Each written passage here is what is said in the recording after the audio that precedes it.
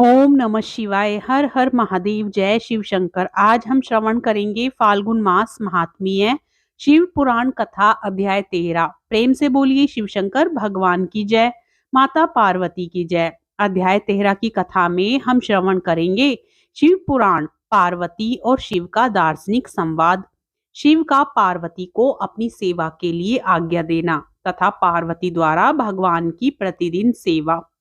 भवानी ने कहा, योगिनी आपने तपस्वी होकर गिरिराज से यह क्या बात कह डाली।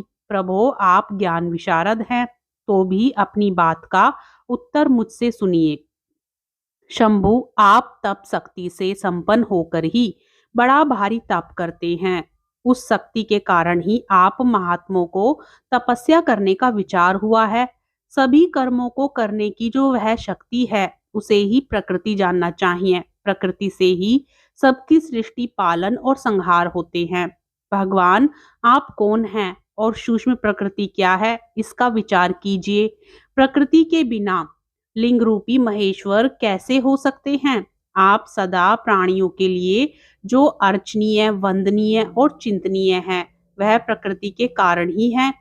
इस बात को हृदय से विचार कर ही आपको जो कहना हो वह सब कहिए। ब्रह्मा जी कहते हैं, हे नारद, पार्वती जी के इस वचन को सुनकर महती लीला करने में लगे हुए प्रसन्नचित महेश्वर हंसते हुए बोले। महेश्वर ने कहा, मैं उत्कृष्ट तपस्या द्वारा ही प्राकृतिक नाश करता हूँ और तत्व प्रकृति रहित शंभु के रूप में स्थित होता हूँ। अतः सत्पुरुषों को भी कभी या कहीं प्रकृति का संग्रह नहीं करना चाहिए। लोकाचार से दूर एवं निर्विकार रहना चाहिए। नारद, जब शंभु ने लौकिक व्यवहार के अनुसार यह बात कही तब काली मन ही मन हंसकर मधुर वाणी में बोली। काली ने कहा, कल्याणकारी प्रभो, योगिन आपने जो बात कही है क्या वह वाणी प्रकृति नहीं है? फिर आप उससे परे क्यों नहीं हो गए? इन बातों को विचार करके तात्विक दृष्टि से जो यथार्थ बात हो उसी को कहिए। यह सब कुछ सदा प्रकृति से बंधा हुआ है, इसलिए आपको ना तो बोलना चाहिए और ना ही कुछ करना ही चाहिए, क्योंकि कहना और करना सब व्यवहार प्राकृत है। आप अपनी बुद्धि से इसको समझिए। आप जो कुछ सुनते, खाते, देखते और करते हैं वह सब प्रकृति का ही कार्य है। झूठे वाद विवाद करना व्यर्थ है। प्रभो शंभो, यदि आप प्रकृति से परे हैं तो इस समय इस हिमवान पर्वत पर आप तपस्या किस लिए करते हैं? हर प्रकृति ने आपको निगल लिया है, अतः आप अपने स्वरूप को नहीं जानते। इस आप यदि अपने स्वरूप को जानते हैं तो किस लिए तप करते हैं? योगिन, मुझे आपके साथ वाद विवाद करने की क्या आवश्यकता है? प्रत्यक्ष प्रमाण उपलब्ध होने पर विद्वान पुरुष अनुमान प्रमाण को नहीं मानते। जो कुछ प्राणियों की इंद्रियों का विषय होता है वह सब ज्ञानी पुरुषों को बुद्धि से विचार कर प्राकृत ही मानना चाहिए। योगीश्वर, बहुत कहने से क्या लाभ, मेरी उत्तम बात सुनिए। मैं प्रकृति हूँ, आप पुरुष हैं, यह सत्य है, इसमें संशय नहीं है। मेरे अनुग्रह से आप सगुण और साकार माने गए हैं। मेरे बिना तो आप निरीह कुछ भी नहीं कर सकते। आप जितेंद्रिय होने पर भी प्रकृति के अधीन हो, सदा नाना प्रकार के कर्म करते रहते हो। फिर निर्विकार कैसे हैं और मुझसे लिप्त कैसे नहीं? शंकर, यदि आप प्रकृति से परे हैं और यदि आपका यह कथन सत्य है तो आपको मेरे समीप रहने पर भी डरना नहीं चाहिए। ब्रह्मा जी कहते हैं, पार्वती का यह सांख्य शास्त्र के अनुसार कहा हुआ वचन सुनकर भगवान शिव वेदांतम में स्थित हो उनसे बोले। श्री शिव ने कहा, सुंदर भाषण करने वाली गिरिजे, यदि तुम सांख्य मत को धारण करके ऐसी बात कहती हो तो प्रतिदिन मेरी सेवा करो, परंतु वह सेवा शास्त्र निषिद्ध नहीं होनी चाहिए। गिरिराज, ऐसा कहकर भक्तों पर अनुग्रह और उनका मनोरंजन करने वाले भगवान शिव हिमवान से बोले।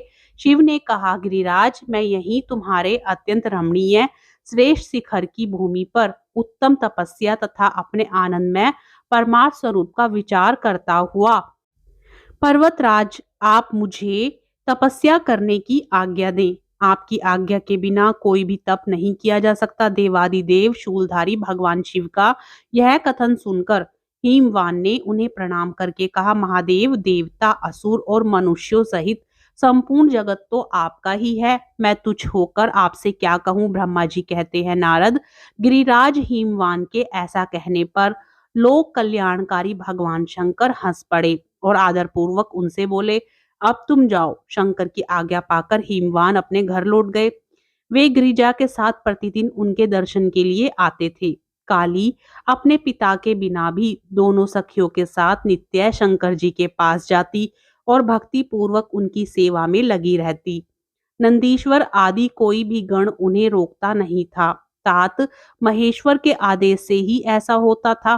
प्रत्येक गण पवित्रता पूर्वक रहकर उनकी आज्ञा का पालन करता था। जो विचार करने से परस्पर अभिन्न सिद्ध होते हैं, उन्हीं शिवा और शिव ने सांख्य और वेदांत मत में स्थित हो जो कल्याणदायक संवाद किया, वह सर्वदा सुख देने वाला है। वह संवाद मैंने यहाँ कह सुनाया। इंद्रियातीत भगवान शंकर ने गिरिराज के कहने से उनका गौरव मानकर उनकी पुत्री को अपने पास रहकर सेवा करने के लिए स्वीकार कर लिया।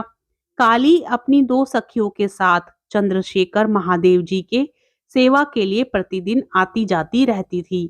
वे भगवान शंकर के चरण धोकर उस चरणामृत का पान करती थी।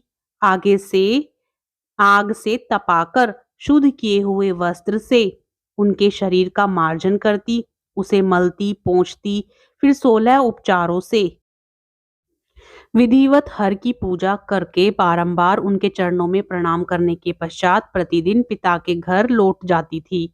मुनि श्रेष्ठ इस प्रकार ध्यान परायण शंकर की सेवा में लगी हुई शिवा का महान समय व्यतीत हो गया, तो भी वे अपनी इंद्रियों को संयम में रखकर पूर्ववत उनकी सेवा करती रही।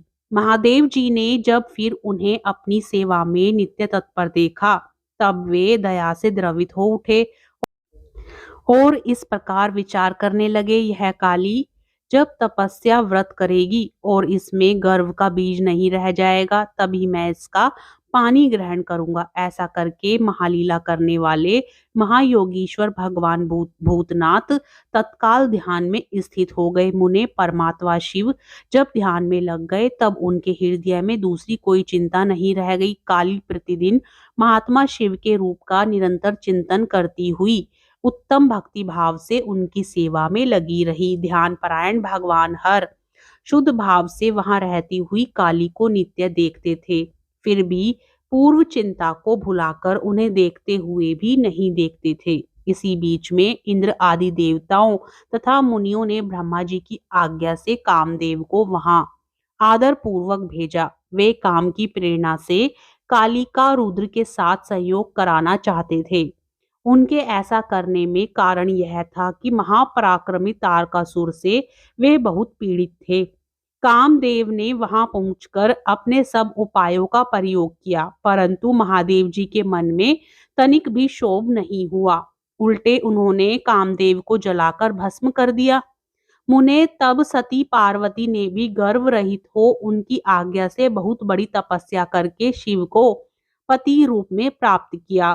फिर वे पार्वती और परमेश्वर परस्पर अत्यंत प्रेम से प्रसन्नता पूर्वक रहने लगे।